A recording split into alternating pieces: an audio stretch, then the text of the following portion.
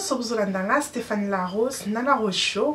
Bienvenue encore dans La Rose Show. Lelo na ye awa kolakisa bino ndenge nini ngai nakataka makiki na nga bozomona ngo ebonda miso. Nabike bato ebele batunaki ngai ke wi La Rose lakisa biso ndenge nini okataka makiki na yo. Yango lelo na ye awa na video oyo kolakisa bino ndenge nini nakataka makiki na nga.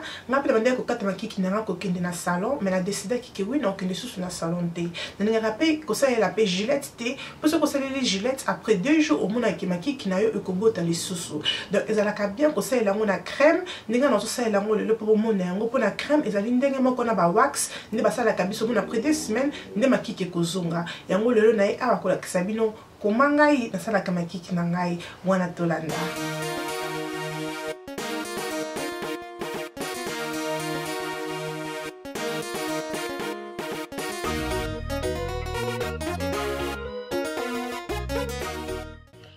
Monique na bandina ko peigner makiki na ngai bien, nazo peigner yango bien pour nazo déjà shape na nga nazalaka nango. Oui, déjà que ce que au kataka ja makiki na yo koyi bandi makiki na yo ezalaka. Awa nazo tia crème na ngai na coton pe na ko banda sko ko tia yango na se ya makiki na ngai. Ce que zali mbala na ya liboso que oyi bino ndenge ko sala yango boyete na ko yebisa o dessiner makiki na yo na crayon. Après ce que ce dessiner na crayon donc ko tia sko crème na ndenge nazo sala boy.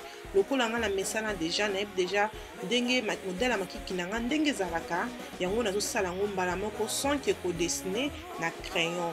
Bomoni ke nazo sala yango pe malema ni kolekisa yango mbangu te video oyo po nazo na posa ke bomona ndenge nazo sala yango. Wana nazo tia crème na ngai, nazo tia crème na ngai e bombana na ba makiki na nga ba poil na nga nyonso ya makiki e bombana na crème parce que toyebi ke makiki ba poil na ngo ezalaka mwa makasi mingi yango wana faut tia vraiment crème ezipa yango koto oyo za na posa ke elongwa. Zwata na yo soki ezali mbala na yo ya liboso lukaka ke shape na yo ozalaka nango, design na yo ozalaka nango nde yango osala nango. Omonde nazosala wana pa nazobomba ba makiki oyo ba poil oyo nyonso nazona posa ke nazala nango wana te nazoluka ebomba na bien po elongwa. Nazotia crème na nga mwa ebele koto wana po tona kolongola yango po elongwa mbala moko. Wana na komanda kotia likolo wana nazotia vraiment ebele te po soki botali poso na nga likolo bozomona vraiment ke naza na ba poil ebele te, mais na kotia yango kaka mokie mpona esala mwa propre moko wana mokie mpona emonana ke ekatani ya sika. Donc na kotia yango vraiment mokie bomoni ke nazotia ebele te. Ce que moni ke ezali mbala na liboso nano osalela crème oyo te luka ke osalela yango ata place moko na nzoto na yo oteste yango. Ce que moni ke crème ekosala o mabe te mosusu ozalaka sensitive na eloko moko boye peut-être ezala ekosimba na poso na yo te avant ke osalela yango luka ke oteste yango na nzoto na yo ekozala bien mingi. Tant na sisi kotia crème makiki na ngai kokoma boye. Awa nakomi kotia makiki na ngai soki nazotia mwa mbangu po jana lakisi bino ndenge nini nasali yango.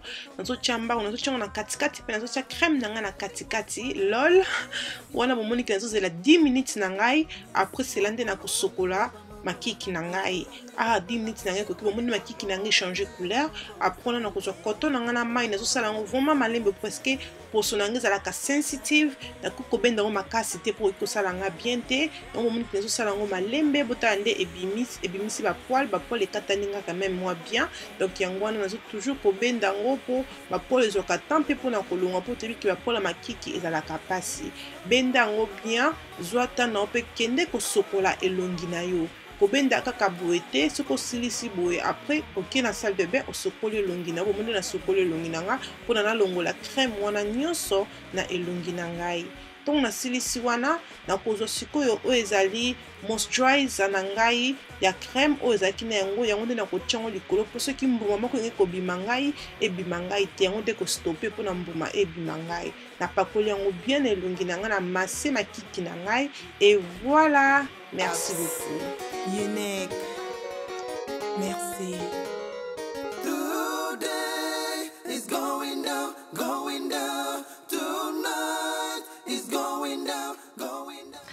merci na bino nyonso nde obandi na nga nayebande mpe bokomi na nga na suka nzambe apambola bino nyonso kobosana te soki video oyo ebakisi implice na mutu na yo oaime yango oyo ekosala ngai bien mpe ezala abonne na youtube chaîne na ngai la rose ekosala ngai bien kende na facebook na nga Stéphanie la rose aime yango commente tindelanga message nakozala wana mpona korépondre na baquestion na yo nyonso merci na baboss brothers merci na hot 243 merci na ye moto ozotala ngai wana tokutani à la prochaine tina te ekomi na tina bye.